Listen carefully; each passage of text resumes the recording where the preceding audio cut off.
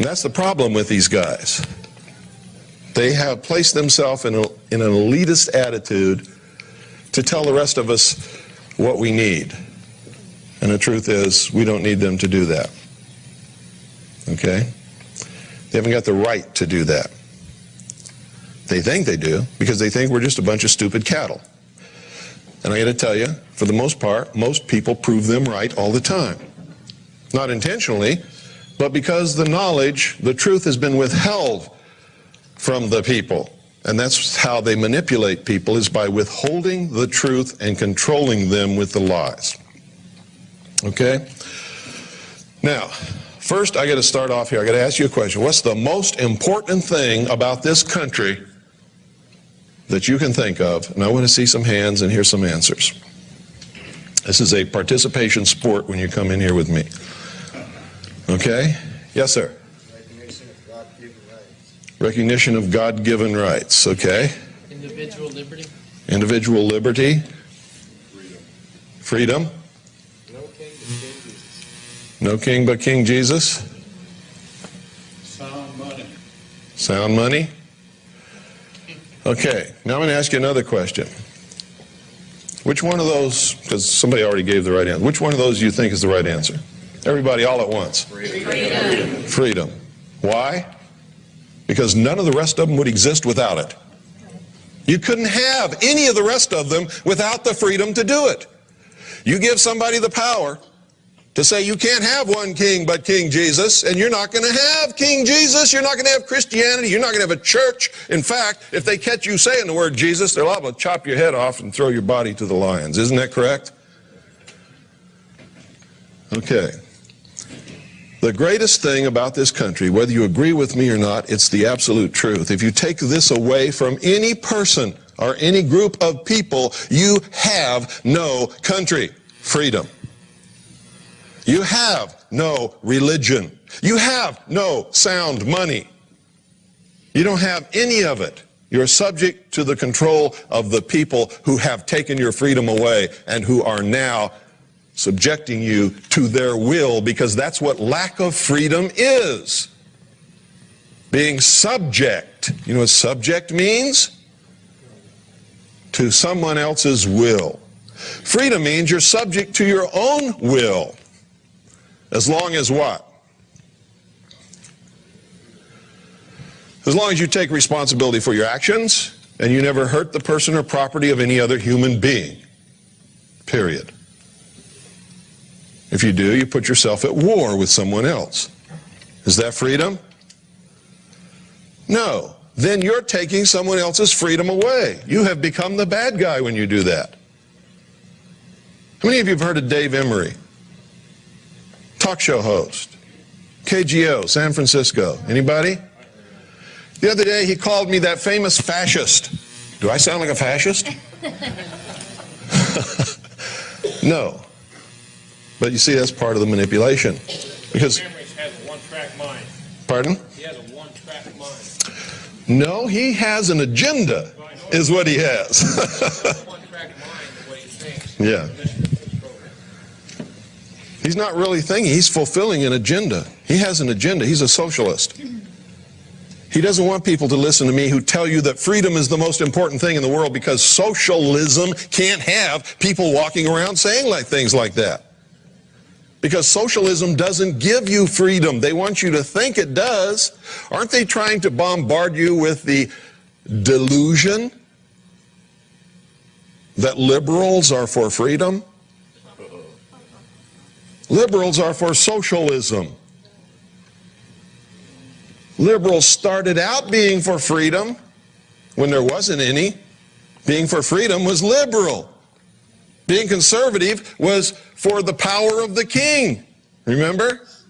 All of our founding fathers were liberals. Believe it. They were also traitors.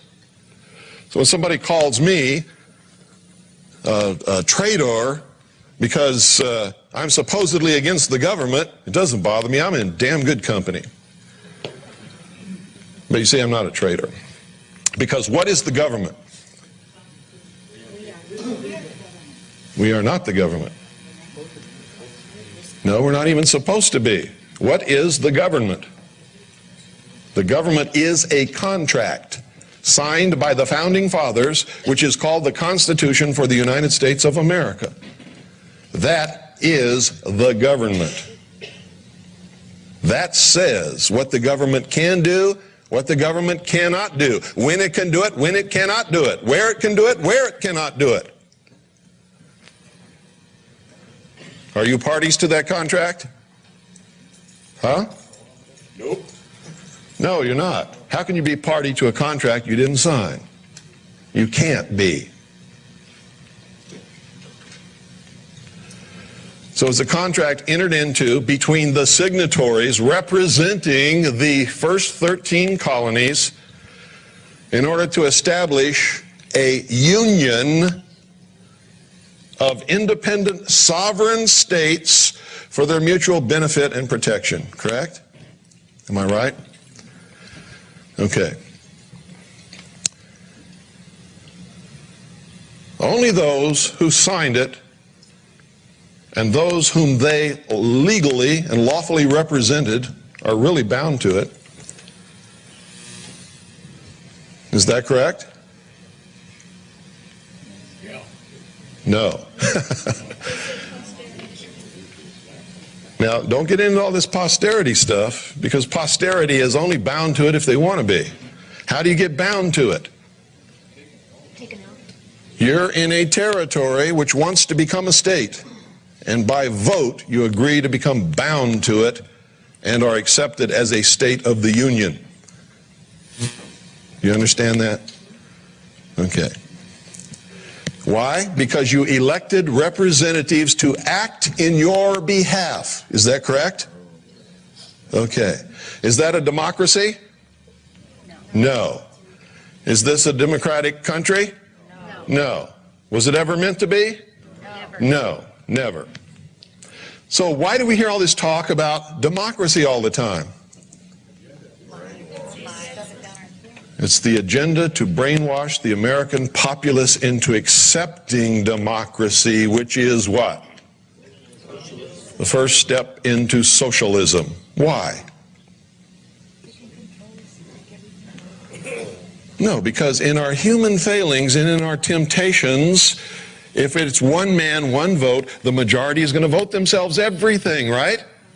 And if you vote yourself everything, what is that?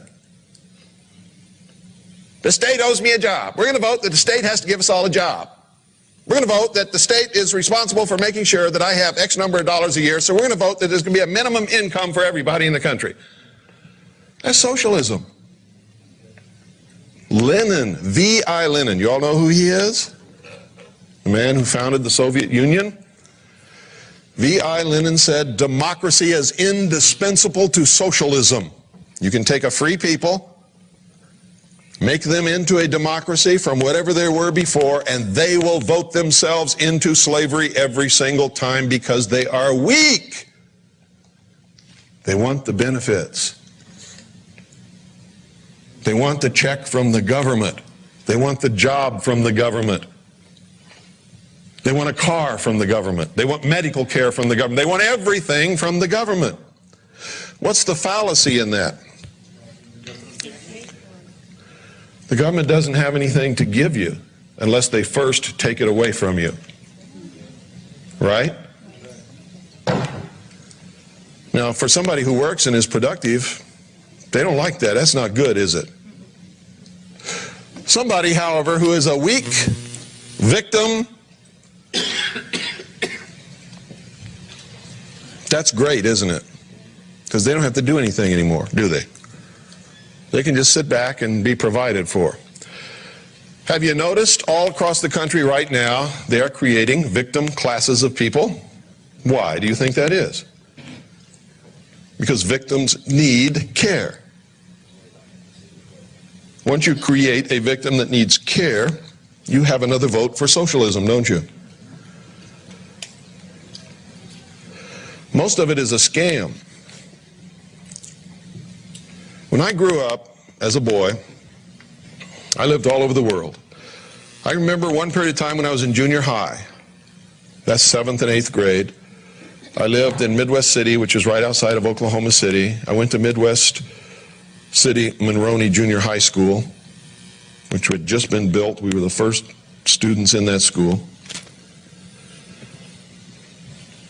Nobody locked their doors. I never knew a girl that got pregnant. Never, ever, not once. Never knew anybody who was divorced. Never knew anybody whose home was robbed. I had my bicycle tire cut one time by a kid who didn't like me. Big deal. You know, what's that? $3 for a new tire.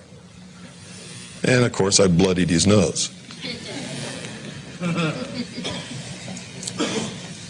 We both got whipped by our parents.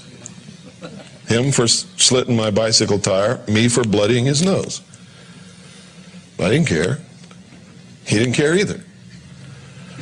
We lived in a different world than we live in today. Everybody earned a living. Everybody who wanted to work had a job. I don't care who it was.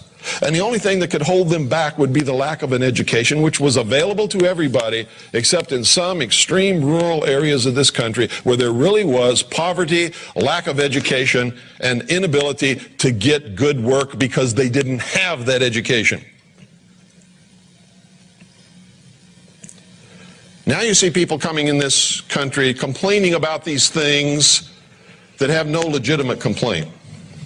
Now, don't get me wrong, I'm not pinging on immigrants, because if I lived in a place that was so terrible I couldn't support my family or put a roof over my head or even find a toilet to go to the bathroom, I would be coming across this border just as quick as they are. You can't fault them for that. It's illegal. You can fault the government for allowing it to happen because it's illegal, it's unlawful. And they're always talking about we got to follow the law. Truth is, we only have to follow the law that they think is okay. Why do they want these people coming across our borders? Because these people are helpless. They're without money, they're without a home, they're without a job. What are they? Victims. What do victims bring? Give them the vote and you're going to have socialism.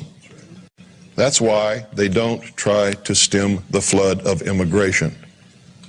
It furthers the agenda of socialism. I feel sorry for those people. They're being used. And their only thought is to find a good place where they can have a good life for themselves and their children. They're being used and abused, and they all become good little Democrats. They all vote socialist, and they all want their handouts from under Uncle Sam. There are some who came into this country many years ago of many different nationalities who have learned the American way, are good Americans, are not immigrants. They are Americans, and they've established and have a sound place in this country. They're part of it. But they're being used. They can't speak the language. Because they can't speak the language, it's hard to find a job. When they find a job, it's not at the pay that they would like to have. So they look to the government to solve their problems. Does everybody understand what I'm telling you? You've often wondered, why is it that they don't do anything about this flood of immigrants coming across the border? And I'm not talking about just Hispanics from Mexico, Central and South America. I'm talking about from all over the world.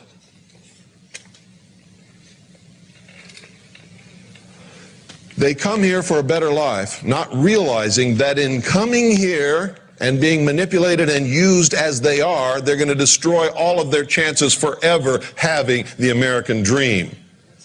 They're going to help bring about socialism, which will put them back into slavery again. And that's got to stop.